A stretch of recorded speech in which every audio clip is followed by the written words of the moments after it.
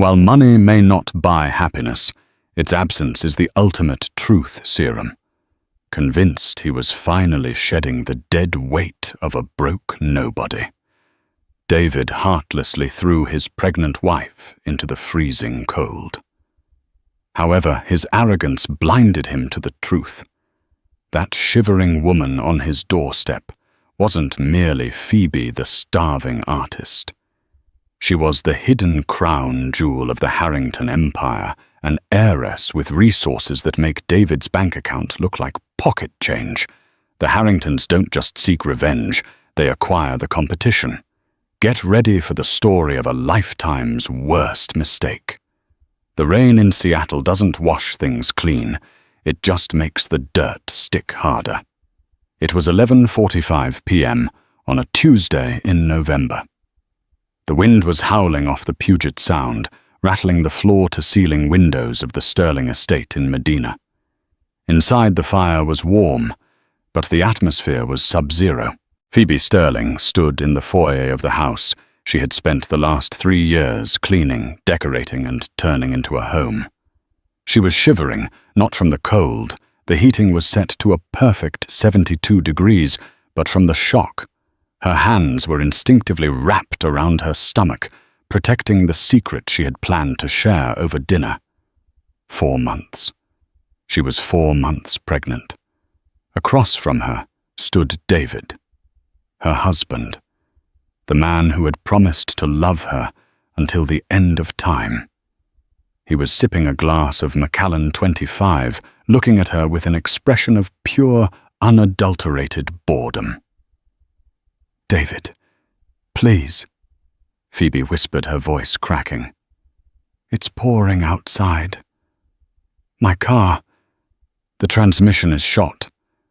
I have nowhere to go." David sighed, setting the crystal glass down on the marble console table. "Phoebe, we've been over this for an hour. This marriage isn't working. It hasn't worked for months. You're stagnant. I'm scaling Sterling Tech to $1 billion evaluation, and you're still painting watercolor flowers in the guest room. We aren't compatible anymore." Compatible? Phoebe took a step forward. "I supported you when you were coding in a basement. I worked double shifts at the diner to pay for the servers. And I paid you back." David snapped his handsome face, twisting into a sneer. "I paid off your student loans. I bought you this car. I gave you 3 years of luxury you could never afford on your own. We're square." Then the click of heels on the hardwood floor echoed from the hallway. Phoebe froze. Walking into the foyer was Chloe Dubois, David's chief marketing officer. She was wearing a silk robe. Phoebe's silk robe. The one David had gifted her for their 2nd anniversary. Chloe didn't look ashamed. She looked victorious. She leaned against the doorframe, checking her perfectly manicured nails. "David, honey, is she still here? The movers are coming at 8 a.m. to redecorate. We need the space clear." The realization hit Phoebe like a physical blow. It wasn't just about growing apart. You're with her?" Phoebe asked, her voice barely audible. David walked over to Chloe, wrapping an arm around her waist. "Chloe understands the vision, Phoebe. She's an asset. You're a liability. Look, I'm not a monster. I put $5,000 in your account. That's enough for a deposit on an apartment somewhere. Elsewhere. But you need to leave. Now." "I'm pregnant," Phoebe blurted out. The room went silent. The only sound was the rain lashing against the glass. David stared at her. For a second, Phoebe saw a flicker of hesitation. Then Chloe let out a sharp, cruel laugh. "Oh, please," Chloe scoffed. "The oldest trick in the book, the anchor baby David, don't fall for it. She's desperate." David's face hardened. The hesitation vanished, replaced by cold fury. "Get out, Phoebe. Don't lie to me to try and stay in a house you don't belong in. If you're not gone in 5 minutes, I'm calling security to escort you off the property." Phoebe looked at the man she loved. She looked at the woman wearing her clothes. She realized then that begging would strip her of the only thing she had left, her dignity. She didn't cry. The tears stopped instantly, replaced by a cold, hollow numbness. She grabbed her duffel bag, the only thing she had packed in her haste, and walked to the heavy oak door. She paused her hand on the brass handle. She didn't look back. "You're right, David," she said, her voice steady for the first time that night. "We are square. Remember that." She opened the door and stepped into the storm. The wind ripped the door from her hand and slammed it shut behind her. The motel was called the Bluebird, but there was nothing colorful about it. Located 20 miles outside the city, it smelled of stale cigarettes and industrial cleaner. Phoebe sat on the edge of the sagging mattress, her wet clothes clinging to her skin. It had been 3 days. She had $5,000 in her account. To a normal person, that was a safety net. To Phoebe, who knew the cost of prenatal care and rent in Seattle, it was a ticking clock. She looked at her reflection in the cracked mirror. She looked haggard, pale, broken. But appearances were deceiving. David knew Phoebe as Phoebe Miller, the orphan from Ohio, who moved to Seattle on a scholarship and worked as a waitress. He knew her as the quiet girl who loved art and hated conflict. He didn't know that Miller was the maiden name of her grandmother. He didn't know that she wasn't from Ohio. She was from Manhattan, Upper East Side, 10,021. She was Phoebe Harrington, daughter of William Harrington, the patriarch of Harrington Global, a private equity firm that quietly owned half the infrastructure in North America. She had left home 5 years ago, running away from a life that felt like a suffocating golden cage. She wanted to be loved for her, not for the 10-figure inheritance attached to her name. She wanted to know if she could survive on her own. She had found David. She thought she had found love. She had kept her secret, waiting for the right moment, waiting until they were truly established to reveal that they never had to worry about money again. She reached into the lining of her duffel bag. Most people hide money in the lining. Phoebe hid a phone. It was an old model, a burner phone she kept charged but never turned on. She pressed the power button. The screen flickered to life. There was only one number saved in the contacts: Dad. Her finger hovered over the call button. She remembered the last thing her father had said to her 5 years ago, standing in the library of their Hamptons estate. "If you walk out that door, Phoebe, you do it on your own. You want the real world, you go live in it. But when you break, and you will break, you call me.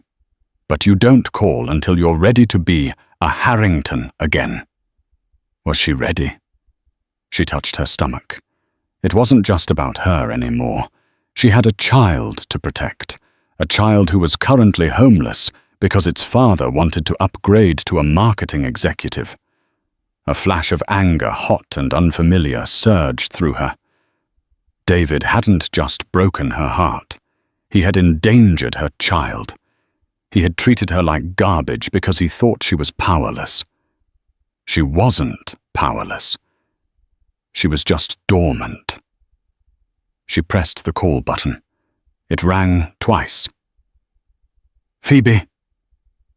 The voice was deep, gravelly, and instantly commanded attention. William Harrington didn't say hello. He didn't ask who it was. He knew.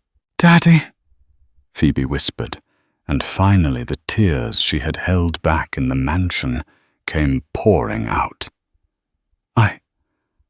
I made a mistake." There was a pause on the line.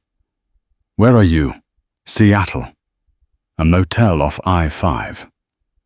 "Are you safe?" "For tonight." But I'm pregnant, Dad. And I'm alone. The silence on the other end of the line stretched for 10 seconds. When William spoke again, his voice had dropped an octave. It was the voice he used when he was about to acquire a hostile company and dismantle it piece by piece. "You are not alone," William said, "and you are certainly not a mistake. Stay put.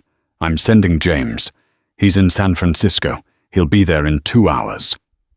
"Dad, I don't want to come home defeated," Phoebe sobbed. "You're not coming home defeated, sweetie," William said, a terrifying calmness entering his tone. "You're coming home to strategize. Who did this? David, my husband. The tech boy." William let out a dry, humorless chuckle. "Tell me, Phoebe. Does he know?" "No, he thinks I'm nobody." "Good," William said. "Keep it that way. It makes the acquisition much cheaper." 3 months later, David Sterling felt like a king. Sterling Tech had just landed the cover of Forbes. The headline read, "The New Gods of Silicon Valley."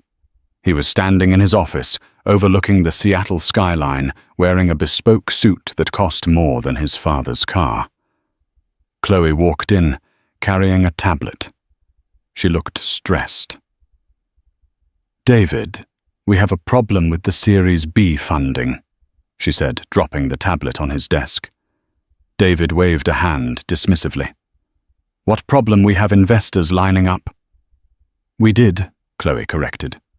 "But Vanguard Ventures just pulled out. So did BlackRock. And the bank just called about the mortgage on the new headquarters." "What?" David spun around. "Why, they said our liquidity ratio is too risky. David, we spent $40 million in the last quarter on expansion and lifestyle." David grit his teeth. Lifestyle meant the renovations Chloe demanded for the house, the trips to Saint-Tropez, the new Porsche. "It's fine," David said, though sweat began to prickle his hairline. "We just need one big whale, one private investor to bridge the gap until the IPO." "There is one," Chloe said, scrolling through her tablet. "A holding company out of New York called Obsidian Capital. They've been buying up distressed tech assets all month. They expressed interest in a majority stake." "Obsidian," David frowned. "Never heard of them. Who's the CEO?" "It's opaque, represented by a lawyer named Arthur Pendergast, but their money is green. They want a meeting next week at the Grand Pacific Gala." "Set it up," David said, straightening his tie. "I can charm anyone. We get this Obsidian money, we go public, and we're billionaires, Chloe. Nothing stops us."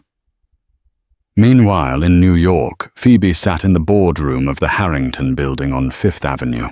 The glass walls offered a view of Central Park, currently dusted in snow. She looked different. The mousy brown hair was gone, replaced by her natural rich honey blonde, styled in a sharp power bob. The oversized sweaters were gone, replaced by a tailored Givenchy maternity dress that highlighted her 7-month bump. She wasn't Phoebe Miller anymore. She was Phoebe Harrington.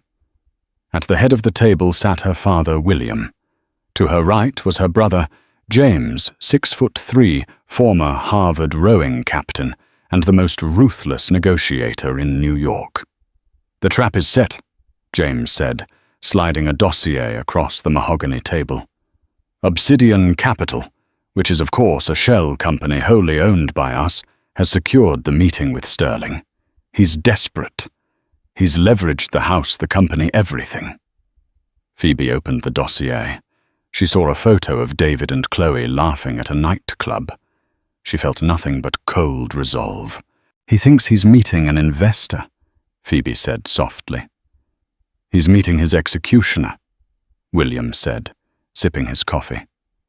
"Phoebe, are you sure you want to do this yourself? James can handle the meeting." Phoebe looked up. Her eyes, usually so soft, were hard as diamonds.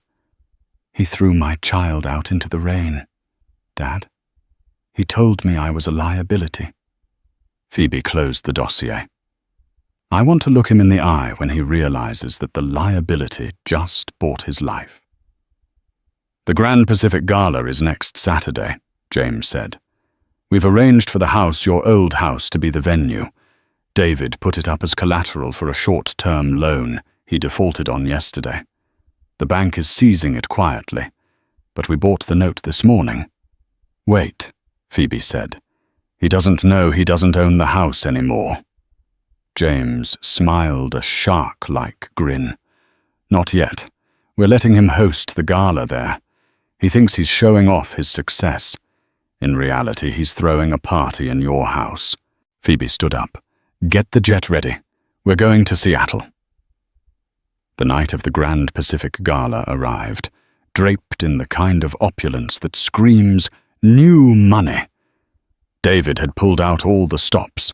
He had hired a Michelin star catering team, flown in orchids from Thailand, and invited the top 200 members of Seattle's elite. The venue, the Sterling estate, his house, or so he thought. David stood at the top of the grand staircase, smoothing the lapels of his tuxedo.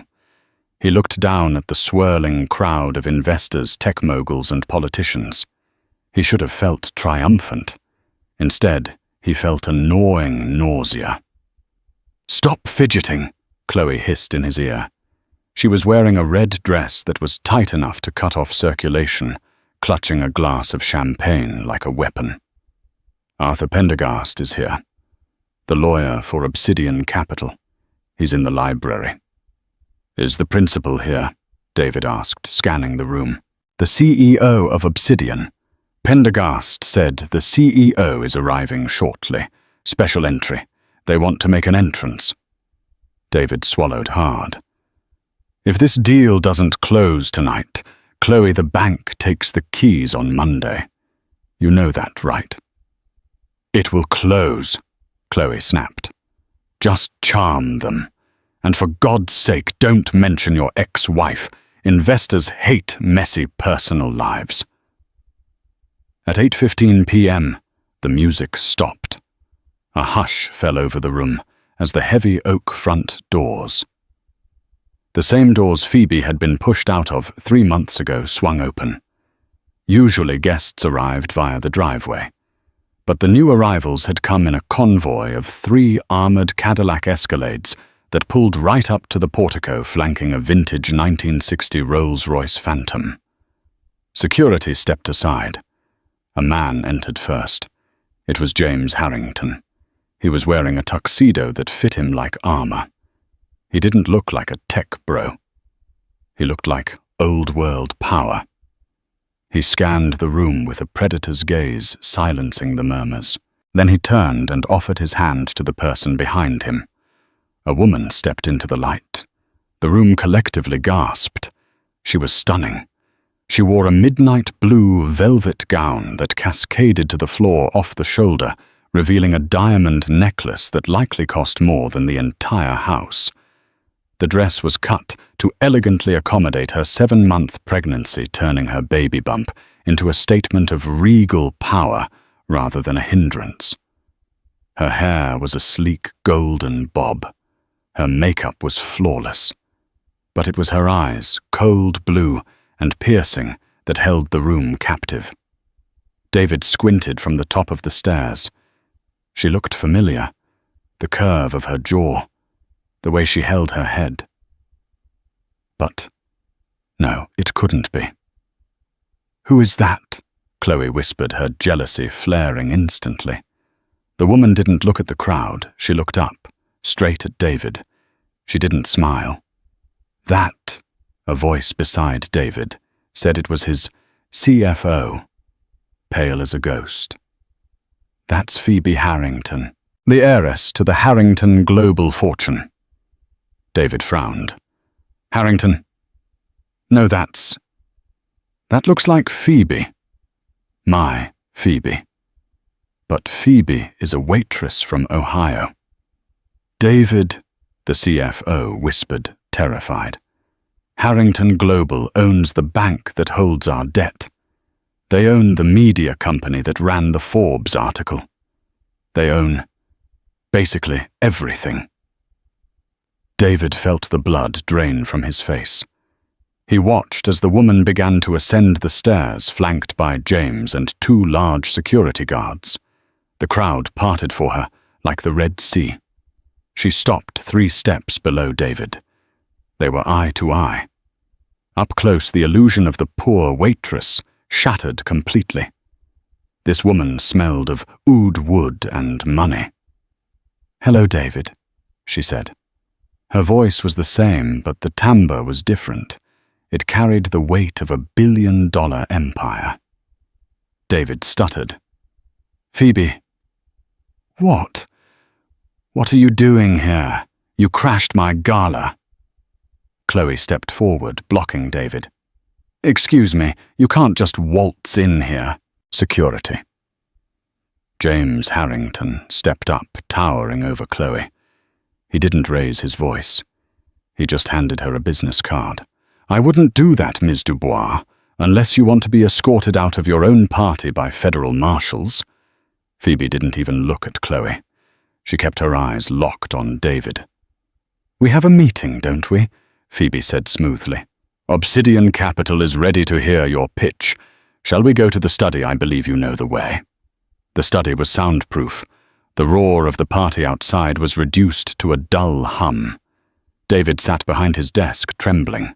Chloe stood by the window looking like a trapped animal. On the other side of the desk sat Phoebe and James. Phoebe rested her hands on her stomach, looking around the room. "You changed the curtains," she noted idly. "I liked the floral ones. These grey ones are depressing." "Phoebe, what is going on?" David demanded, trying to regain some semblance of control. "You're the investor. You're Obsidian." "I am the chairwoman of the board for Obsidian Capital," Phoebe corrected. "My family office manages a portfolio of $300 billion. Obsidian is just a hobby project I started 3 months ago." David laughed nervously. "This is a joke. You're Phoebe Miller. You scrubbed these floors. You worked at a diner. I wanted to see if someone could love me." "For me?" Phoebe said, her voice dropping to a whisper that cut deeper than a scream. "I wanted to know if a man would stand by me when I had nothing. I got my answer that night in the rain, didn't I?" David flinched. "Phoebe, look, I was under pressure. The company. I made a mistake. We can fix this. If you have capital, we can merge. Think about it. You, me, the baby. We can be a power couple. I'm the face of tech. You're the money." Chloe whipped her head around. "Excuse me, you and me." David ignored her. He leaned over the desk, his eyes wide with greed. "Phoebe, baby, I didn't know. If I had known who you were, and that," James interrupted, disgust dripping from his voice, "is exactly the problem." Phoebe pulled a leather folder from her bag. She slid it across the desk. "This isn't a merger, David." David opened the folder. It was a contract, but it wasn't an investment agreement. "What is this?" David asked, reading the legal jargon. "Asset purchase agreement, foreclosure, notice. Sterling Tech is insolvent," Phoebe explained calmly. "You cooked the books to get that Forbes cover. You inflated your user numbers. That's fraud, David. My analysts found it in about 4 hours of due diligence." "That's a lie," Chloe shouted. "It's in the audit," James said. "We bought your debt from the bank this morning, all of it. The corporate loans, the personal loans, and the mortgage on this house." David froze.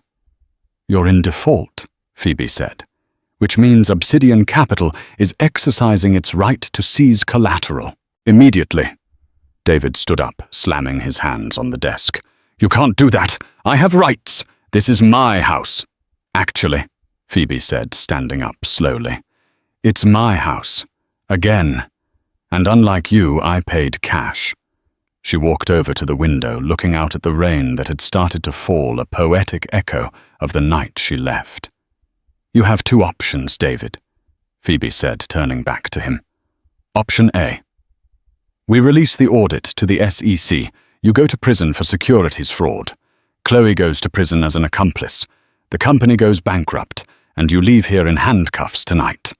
David audibly gasped. Chloe began to sob. Option B, Phoebe continued. You sign the company over to Obsidian for $1. You resign as CEO immediately.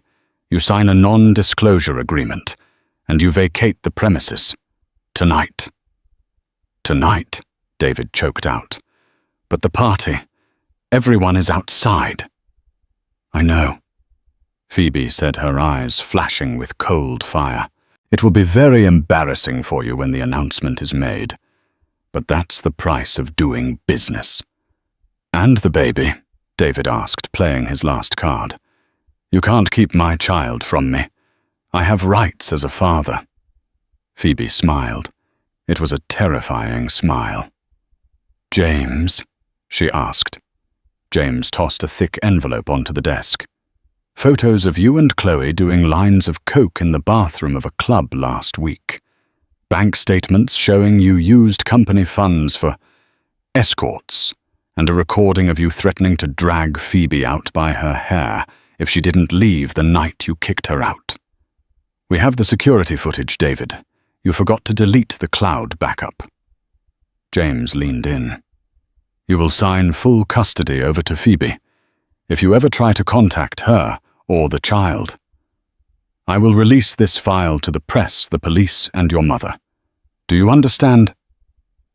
David looked at the photos. He looked at the contract.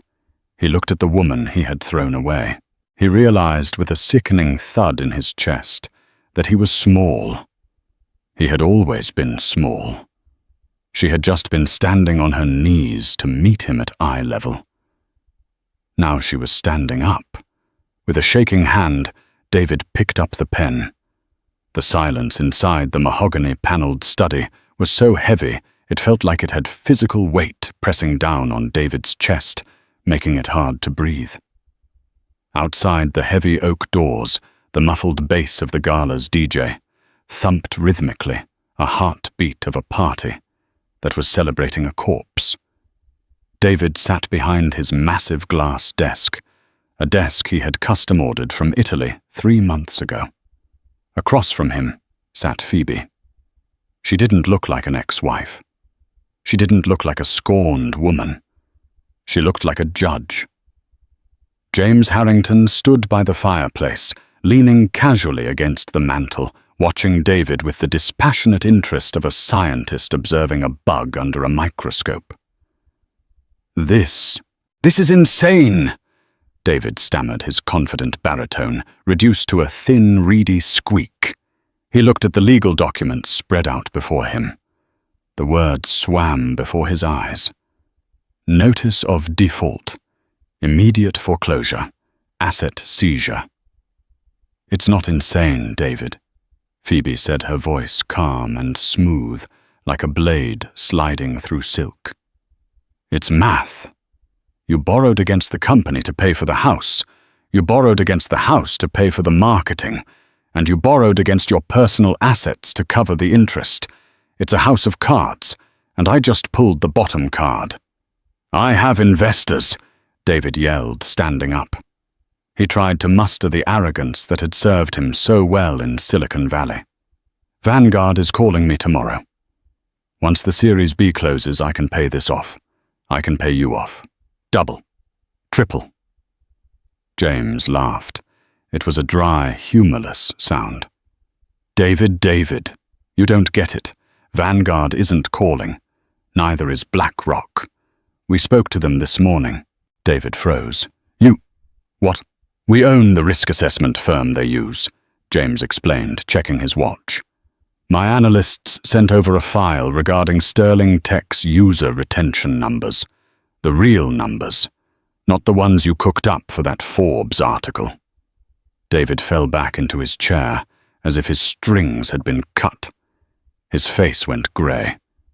Beside him, Chloe, who had been standing defiantly with her arms crossed, slowly uncrossed them. She took a half step away from David. "You cooked the books," Chloe whispered, horror dawning on her face. "David, you told me we were profitable. You told me the burn rate was under control." "It was a bridge strategy." David snapped at her, sweat beading on his forehead. "Everyone does it." "Fake it till you make it. That's called securities fraud," Phoebe interjected softly, "and it carries a prison sentence of up to 20 years. The room went dead silent again. The word prison hung in the air. Phoebe leaned forward. She placed her hands on the desk. Hands that were manicured and adorned with a single tasteful diamond ring that was worth more than David's entire fictional net worth. "Let's talk options," Phoebe said. "Because I'm generous, and because I don't want the father of my child to be a felon, mostly for the child's sake, I'm giving you a choice." She held up one finger. Option A. We release the audit to the SEC and the FBI tonight. By tomorrow morning, Sterling Tech is raided. Your assets are frozen. You are arrested. Chloe is arrested as an accomplice since she signed off on the marketing materials containing the false data. You both go to federal prison. The scandal destroys you completely. Chloe let out a strangled sob. "I didn't know. You can't put me in jail. I'm just the CMO. "Ignorance is not a legal defense when your signature is on the prospectus, Ms. Dubois," James noted coldly. Phoebe held up a second finger. Option B. You sign everything over. Now, the company. The intellectual property, the office leases, and this estate. You transfer 100% of the equity to Obsidian Capital for the consideration of $1. $1, David choked out. This company is worth $500 million. This company is worth negative $40 million in debt, Phoebe corrected. I'm buying your debt, David. I'm doing you a favor. You walk away clean. No prison, no FBI. You just disappear. You resign as CEO, immediately citing health reasons, and you leave this house tonight. David looked around the room. This was his kingdom. He had sacrificed everything for this. He had thrown Phoebe out into a freezing rainstorm for this. And the baby? David asked. His eyes darted between Phoebe and the contract. He saw a lifeline. I have rights. If I sign, I want custody rights. I want visitation. I want my name on the birth certificate. Phoebe's expression didn't change, but the temperature in the room seemed to drop 10 degrees. She didn't speak. She just looked at James. James walked over to the desk and dropped a thick manila envelope onto the glass. It landed with a heavy thud. We anticipated you might try to use the child as a bargaining chip, James said. Go ahead. Open it. David's hands shook as he opened the clasp. He pulled out a stack of photographs. His blood ran cold. They were high-resolution photos taken inside a private club in downtown Seattle. Photos of him doing lines of cocaine off a glass table. Photos of him with women who were definitely not Chloe. There's more, James said, his voice dropping to a menacing growl. We have the audio recording from the security system the night you kicked Phoebe out. We have you on tape calling your unborn child an anchor and threatening to have security physically drag your pregnant wife onto the street. James leaned in, towering over the seated David. If you try to claim so much as a weekend of visitation, I will release these photos to the press. I will play that tape for a family court judge, and I will make sure the entire world knows exactly what kind of man David Sterling is. You won't just lose custody, David. You will be pariah. David looked at the photos. He looked at Chloe, who was staring at the pictures of the other women with a mix of shock and fury. He was checkmated, completely and utterly. Tears of frustration and self-pity welled in his eyes. "I built this," he whispered. "No," Phoebe said, standing up. "You borrowed it, and now the bill is due." She slid a black Mont Blanc pen across the desk. "Sign the papers, David." David picked up the pen. It felt heavy as lead. With a trembling hand, he signed his name on the dotted line. David Sterling. Then again on the resignation letter. Then again on the deed transfer. Every scratch of the pen was a nail in the coffin of his ego. When he finished, he dropped the pen. He felt hollowed out. "Done," James said, snatching the papers away instantly. "The transfer is electronic. It's already filed." Phoebe looked at her watch.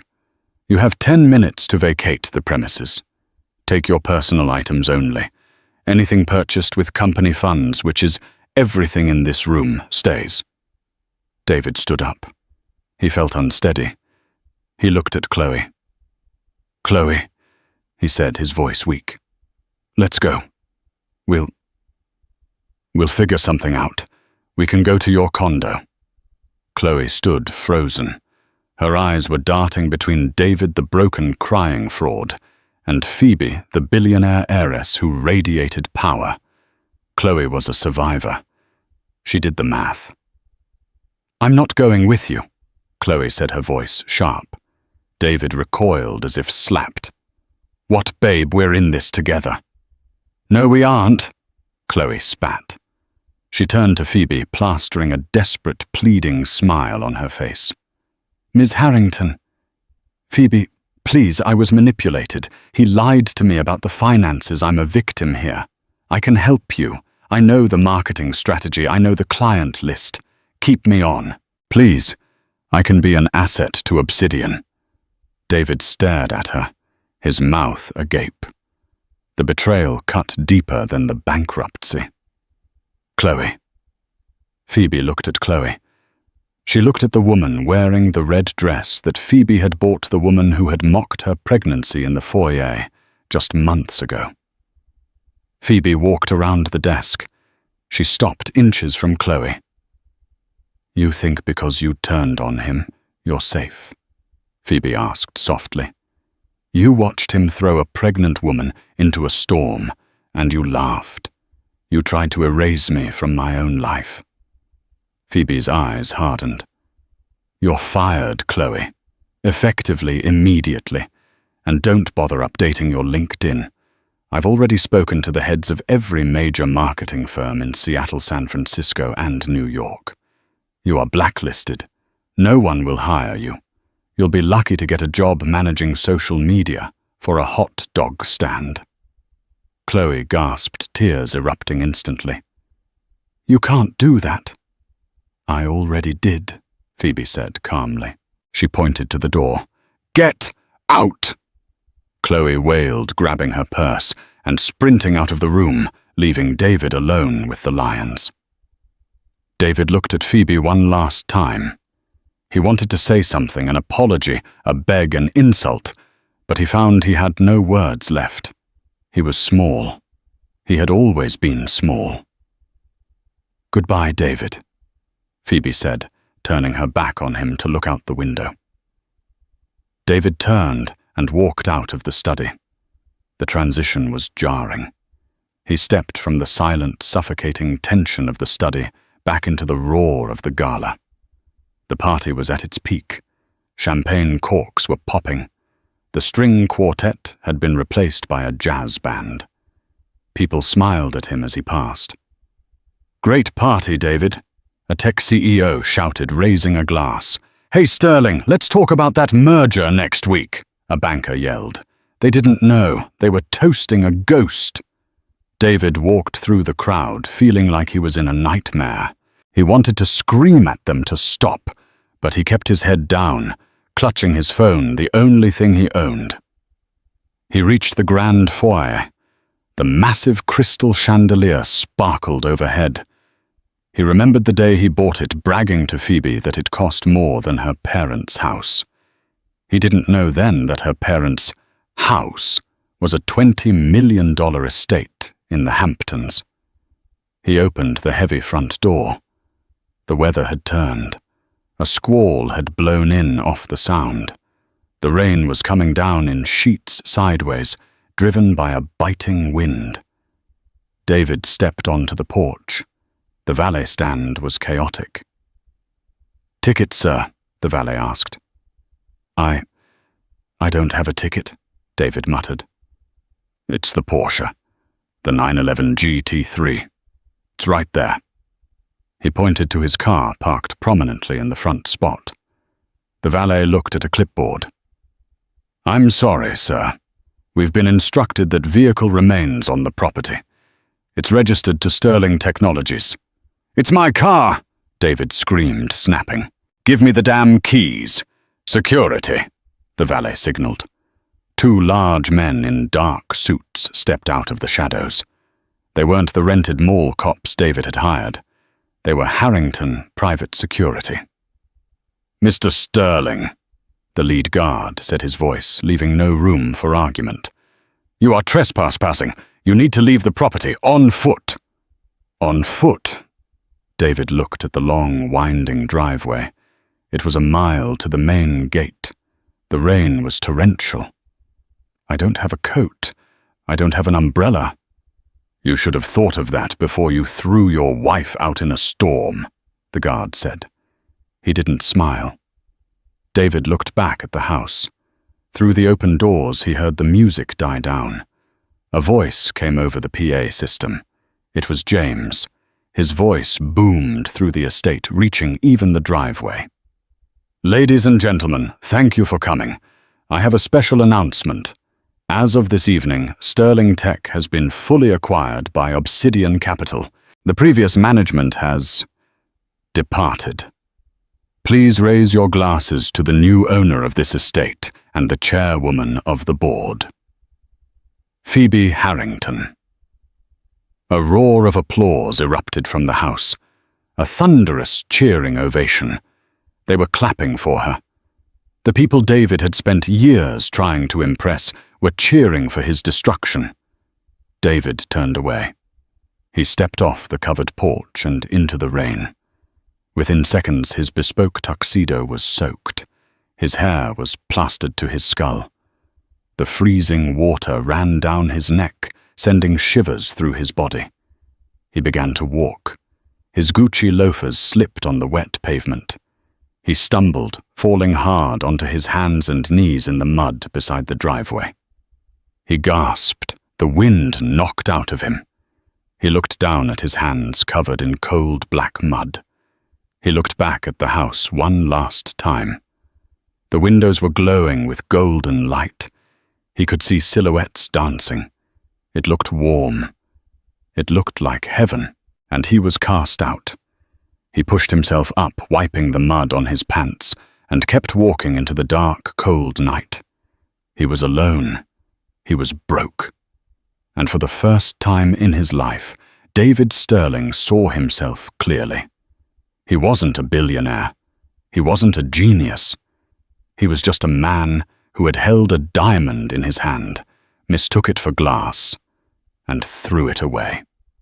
6 months later, the relentless grey drizzle of the Pacific Northwest had finally broken, giving way to a spring so vibrant it felt like an apology from the universe. The Medina estate, once a fortress of cold glass and monochrome minimalism under David's reign, had been transformed. The stark grey curtains that David had insisted upon, claiming they optimized focus, were gone. In their place hung soft, cream-colored linens that danced in the breeze coming off Lake Washington. The crypto trading den, a room previously filled with humming servers and blinking LED lights was unrecognizable. It was now painted a soothing shade of sage green. Soft rugs covered the hardwood, and the only sound was the rhythmic, hypnotic ticking of a vintage grandfather clock. Phoebe stood in the center of the sunroom, a place she had once been forbidden to enter, while David was working, which usually meant playing video games. She held a paintbrush in her hand. For 3 years, her art had been confined to a small sketchbook hidden in a drawer. Now, a massive canvas stood before her, capturing the majesty of the Olympic mountains bathed in morning light. She wasn't hiding anymore. From the nursery down the hall came a sound that stopped her heart every time she heard it, a soft, bubbling coo. Phoebe wiped her hands on a rag and walked toward the room. She stopped in the doorway, leaning against the frame, a smile tugging at the corners of her mouth. William Harrington, the Iron Wolf of Wall Street, the man whose mere whisper could tank a stock price, was sitting in a rocking chair. He had discarded his suit jacket, his tie was loosened, and he was holding a tiny bundle wrapped in a blanket embroidered with the initial L. "You have quite the grip, don't you?" William whispered to the infant, his voice dropping from its usual boardroom boom to a gentle rumble. "Yes, you do. You have the Harrington grip. You're going to hold on to things tight. You won't let go like your foolish father did." "Careful, Dad," Phoebe said softly, stepping into the room. "You'll spoil him before he can even walk." William looked up. His eyes, usually hard as flint, were wet. "He's a Harrington, Phoebe. He's meant to be spoiled. Besides, he needs to know who his family is. He needs to know he is safe." Phoebe reached down and stroked the baby's cheek. Leo. He was 2 months old, with eyes as blue as the ocean and a tuft of golden hair. "He knows," Phoebe said. "He'll never know a cold night. He'll never know what it's like to be locked out." Footsteps echoed in the hallway. Heavy, purposeful strides. James appeared in the doorway. He looked different than he had the night of the gala. The predatory edge was softened, though not gone. He was wearing a cashmere sweater and holding a tablet. "Am I interrupting the family meeting?" James asked, a smirk playing on his lips. "Just grandpa duties."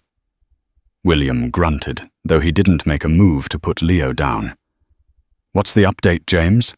James tapped the screen of his tablet. "The autopsy is complete." Phoebe stiffened slightly. She knew what he meant.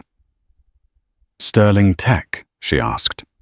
"Dismantled," James said, his tone clinical. "We finished the liquidation this morning. It was surgical.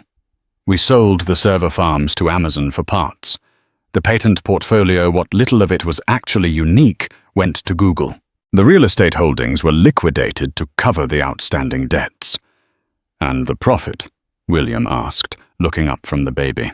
"After settling the debts and the legal fees," James said, "Obsidian Capital netted a 42% return on the acquisition. Ironically, David's company was worth more dead than it ever was alive." Phoebe walked over to the window, looking out at the manicured gardens. "He was so proud of that brand," she mused. "He valued that logo more than he valued his marriage." "The logo is gone," James said. "The website is a 404 error page. The signage on the downtown office was removed yesterday. It's as if Sterling Tech never existed." "And David?" Phoebe asked. She didn't ask with longing. She didn't ask with anger. She asked with the distant curiosity one might have about a storm that had passed through town weeks ago. James hesitated for a fraction of a second. "He's in Tacoma, living in a studio apartment above a laundromat. His credit is shot, so he couldn't get a lease anywhere decent. He's working as a shift manager at a big box electronics store." "Fitting," William muttered. "He reached out. James added, watching Phoebe carefully. He sent a letter to the foundation, and he's called the main switchboard 3 times. Phoebe turned around. Her face was serene. He wants to know about the baby, she guessed. He wants to know if there's a severance package, James corrected, and he mentioned he's willing to talk about custody if we settle a cash amount. The air in the room grew cold. William's hand tightened protectively around the baby. "Burn it," Phoebe said.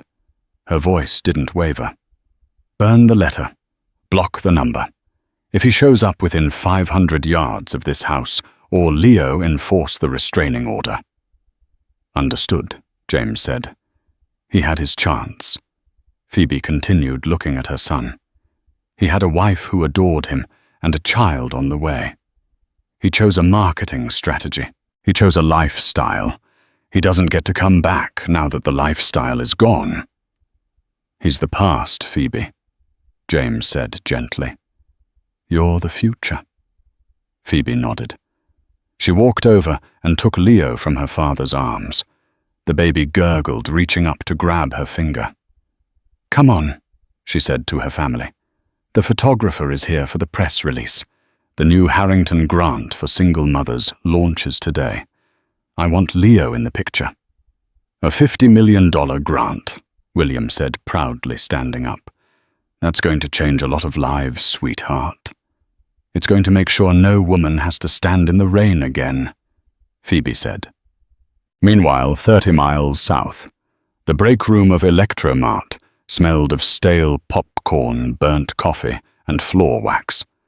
It was a windowless box with fluorescent lights that buzzed incessantly, inducing a low-grade migraine that David Sterling had lived with for 6 weeks. David sat on a plastic crate, staring at a sandwich wrapped in cling film. It was soggy. He looked at his hands. They were dry and cracked from moving boxes in the warehouse all morning. The expensive manicure he used to get weekly was a distant memory. The Rolex was gone, sold to pay for the deposit on his efficiency apartment. He wore a blue polo shirt that was a size too small with a name tag that read, "Dave, trainee." "Hey, Dave!" a voice shouted from the doorway. David flinched. It was Kyle, the 19-year-old assistant manager. "Yeah, Kyle," David said, his voice weary. "You messed up the inventory on the PS5s again, man," Kyle said, popping gum. "The system says we have 4, but there are only 3 on the shelf. You gotta pay attention to detail, bro. Corporate is on my back." I'll fix it," David muttered. Pay attention to detail. He used to give keynotes on attention to detail to audiences of thousands. "Whatever, just hurry up. Breaks over in 2 minutes," Kyle said, turning to leave. "Oh, turn the TV up. My show is over. The news is on." Kyle left. David sighed and looked up at the cheap flat-screen TV mounted on the wall. It was the local news at noon. The anchor was smiling. And in our top story today, a massive philanthropic announcement from the Harrington Foundation. Phoebe Harrington, the new chairwoman, has pledged $50 million to support emergency housing for pregnant women in crisis. David stopped breathing. The screen cut to a live feed. It was the terrace of the Medina estate. His estate. Phoebe was standing at a podium. She looked breathtaking. She wore a white power suit that made her glow against the backdrop of the lake. She looked strong. She looked happy. And in her arms, she held a baby. The camera zoomed in. The baby had golden hair and bright blue eyes. David dropped his sandwich. It hit the dirty linoleum floor with a wet splat. "That's," David whispered, his throat closing up. "That's him." On the screen, a reporter asked Phoebe a question. "Ms. Harrington, what inspired this grant?" Phoebe looked directly into the camera. For a second, David felt like she was looking right through the screen into the dingy break room, staring straight into his soul. I learned the hard way that life can change in an instant, Phoebe said, her voice clear and strong. I learned that sometimes the people who are supposed to protect you are the ones who hurt you the most. But I also learned that rock bottom is a solid foundation to build an empire on. This grant is for the women who are still in the storm. I want them to know you are not garbage. You are gold, and don't let anyone tell you otherwise. She smiled, looked down at the baby, and kissed his forehead. The crowd behind her cheered. William and James stood on either side of her like royal guards. The segment ended. The screen cut to a commercial for a car insurance company. David sat there frozen. The image of the life he could have had burned in his mind. He could have been standing next to her. He could have been holding that baby. He could have been the father of the heir to the Harrington fortune. He had held a diamond in his hand, and he had thrown it into the mud because he thought it was a pebble. "Dave," Kyle yelled from the hallway. "Spill on aisle 4. Kid dropped a blue slushy, bring the mop." David looked at the black screen. A single tear tracked through the grime on his cheek. "I'm coming," David whispered. He stood up. He walked past the soggy sandwich on the floor. He went to the janitor's closet, picked up the mop bucket, and walked out to clean up someone else's mess. And that is where our story ends. David learned the excruciating truth that karma isn't just a concept, it's a mirror. He treated people like disposable assets, only to find himself disposed of when his perceived value dropped to 0. He chased the illusion of a better life and ran right past the greatest treasure he already held in his hands. Phoebe's journey reminds us of a powerful truth. Your value does not decrease based on someone's inability to see your worth. She didn't just survive the storm. She bought the land the storm was raging on. Sometimes you have to be thrown out into the cold to realize that you carry the fire within you. If you enjoyed this story of justice, redemption, and the ultimate comeback, please hit that like button. It really helps the channel grow and tells us you want more stories like this. I have a question for you. Do you feel sorry for David at the end? Or did he get exactly what he deserved? I want to hear your thoughts. Type justice in the comments below if you think Phoebe made the right choice, or mercy if you think she went too far. Don't forget to subscribe and ring the notification bell so you never miss a story. We have a shocking tale coming up next week about a lottery winner who hid his ticket from his greedy family for 10 years. You won't want to miss that one. Thanks for watching, and remember, be careful who you step on your way up, because you might meet them on your way down. See you next time.